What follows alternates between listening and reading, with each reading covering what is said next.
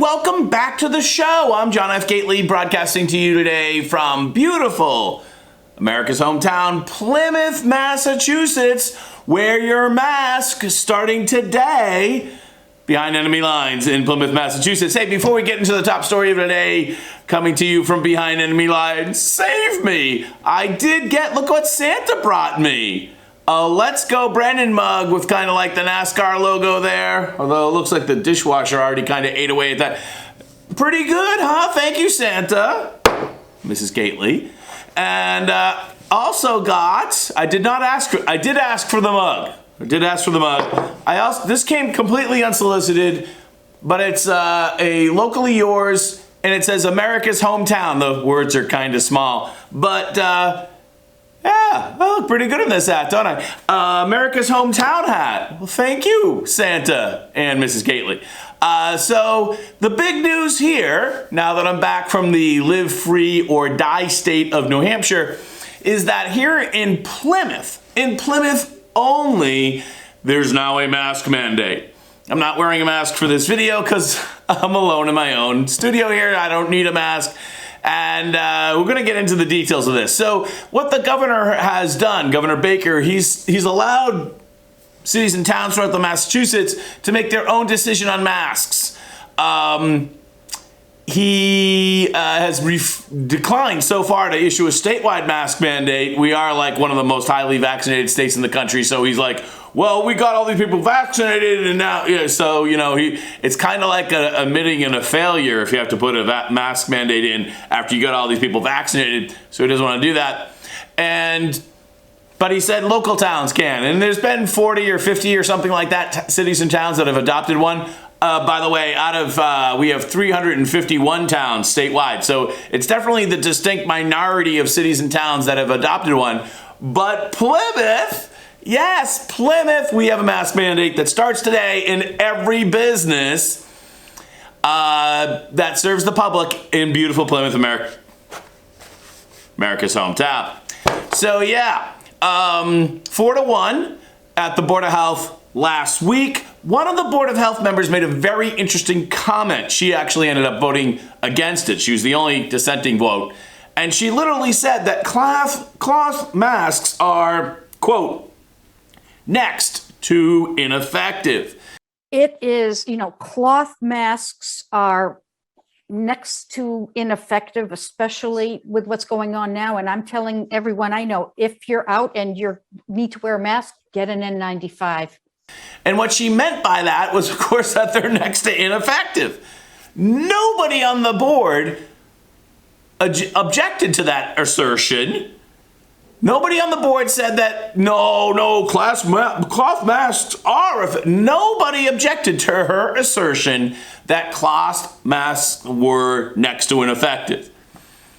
But yet, the majority of them voted for it. They voted for what they effectively, silence is consent. They voted for a mask mandate, which they effectively, tacitly agree is ineffective. Unless you go out and buy yourself a K95, N95, or surgical mask, which is all options that they encourage people to get. Did they make any effort to acquire a supply of those for residents in Plymouth? No. Did they make any effort to open up free and universal antigen rapid testing throughout the town of Plymouth? No. Did they even discuss that? No. Did they discuss the economic impacts of a mask mandate for Plymouth when no other town bordering Plymouth has a mask mandate? No. So I got into a very interesting chat with one of my favorite selectmen. She's not really my favorite. I actually never really even met the selectman. Now it's just like everything's on virtual, right? But she's a nice person and she works hard for the town doing her job. I don't agree with her on a lot of national issues, but she's a nice person. She's responsive. So on Facebook, she said that she didn't support the mandate. And I said to her, I don't remember your testimony in opposing the mandate. Did I miss your testimony last week at the meeting? She said that I don't support it, but I wouldn't not shop in Plymouth. I'll definitely support the Plymouth businesses. And I said, you're trying to have it both ways.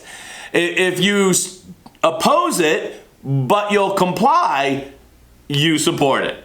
And that's just, I mean, it's a classic politician like doublespeak, right? If you oppose it, but you comply, you support it. So, yeah, I'm not buying that. Then she said to me something very interesting, that effectively you won't get turned away if you patronize a business in Plymouth without a mask. Oh, really? So we'll see what time tells on that. I could probably try that out at the 7-Eleven down the street here and see if I get turned away. I'll buy a gallon of milk or something on my way home, and I'll keep you posted from behind enemy lines. So, yeah, no other town around here bordering Plymouth, and Plymouth's a big town. We have quite a few bordering towns. Have a mask mandate. In fact, if you're not aware, Plymouth is actually geographically the largest town in Massachusetts, being the first town, America's hometown. So it's the biggest town geographically, and it is kind of inconvenient to have to go to the grocery store in the next town over, because that for some people might be like a significant drive. Especially if you only need a few things and you don't want to go to the local market. And what happens when I go to the local market and I don't have a mask? Are they going to approach me? Are they going to call the police? The police would love that. They have nothing better to do.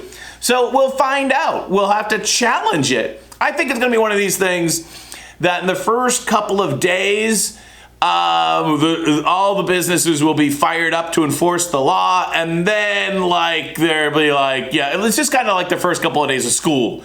You know, the principal lays down the rules, no running in the hallway, all that other stuff, and they're strict on it for 3 or 4 or 5 days, and then, back to normal.